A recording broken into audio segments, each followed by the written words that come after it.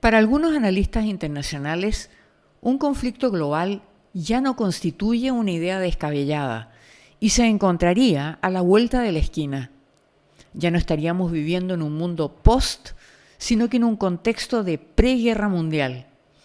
Un informe secreto alemán, filtrado recientemente por el diario Bild, entrega un sombrío panorama de los próximos pasos que Rusia dará eventualmente para atacar a Occidente. De acuerdo con este informe, ahora, en el mes de febrero, Rusia movilizaría a 200.000 nuevos reclutas para una nueva ofensiva en Ucrania. Pero en julio próximo, el gobierno de Putin iniciaría una campaña de guerra híbrida contra los estados bálticos, con el pretexto del maltrato recibido por las minorías rusoparlantes en ese lugar. En su reporte ultra secreto, el gobierno alemán espera que la OTAN llegue a desplegar hasta 300.000 soldados en las fronteras orientales europeas, pero no hasta después de las elecciones presidenciales norteamericanas, es decir, a principios del 2025. A la información otorgada por el diario alemán Bild sobre el ataque ruso a Europa se unen las voces inglesas que confirman que en el invierno del hemisferio norte, es decir, alrededor de noviembre o diciembre de este año, Rusia desatará un conflicto fronterizo precisamente en Kaliningrado, un antiguo territorio prusiano que después de la Segunda Guerra Mundial pasó a manos de la Unión Soviética, ubicado entre Polonia y los países bálticos, en uno de los pocos puertos de la zona que no se congela jamás en el invierno, lo que constituye un gran activo estratégico logístico.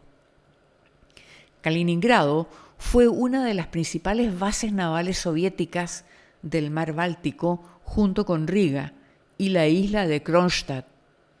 Tras la disolución de la Unión Soviética y la independencia de Lituania en 1991, el territorio quedó bajo soberanía rusa y separado del resto de ese país. Entonces, a fines de este año, será el instante en que, según las condiciones generales existentes, el presidente Putin decidirá si ataca o no territorio europeo a través de algún país aliado de la OTAN.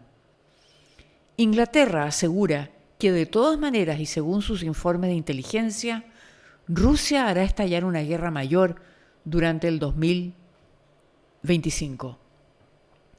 Lo que es preocupante es que existen versiones que indican que la OTAN demorará a lo menos 3 años en estar preparada para resistir un ataque de esa envergadura.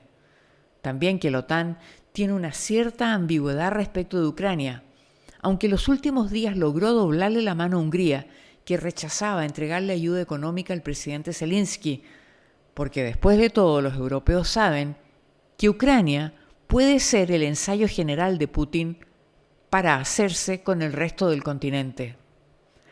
Algunas acciones positivas dentro de este escenario que se vislumbra como poco alentador fueron el ingreso de Finlandia y muy recientemente de Suecia a la OTAN, con lo que el mar Báltico va quedando en manos occidentales, donde Suecia posee uno de los ejércitos más avanzados del grupo y los mejores submarinos de la alianza.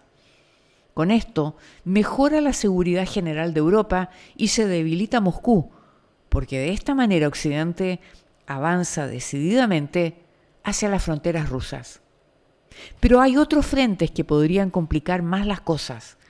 Una guerra de China contra Taiwán concentraría toda la atención de Estados Unidos y con Trump de presidente el próximo año, Europa podría quedar sola y sin la capacidad de siempre de Inglaterra de encabezar una coalición adecuada, porque las Fuerzas Armadas de ese país tienen cada día menos contingentes. Solo el ejército se redujo de alrededor de 110.000 efectivos en el 2000 a 77.000 en la actualidad. Todo esto sin considerar las alianzas entre Irán, Siria, Rusia y China, la animosidad permanente entre Corea del Norte y del Sur y el conflicto constante y cada vez más sangriento en el Medio Oriente. Y por último, hay que recordar que no siempre las grandes guerras, especialmente las mundiales, las causan las grandes potencias, los países ricos, poderosos y satisfechos, sino que por el contrario, las naciones que son más problemáticas y que tienen más dificultades.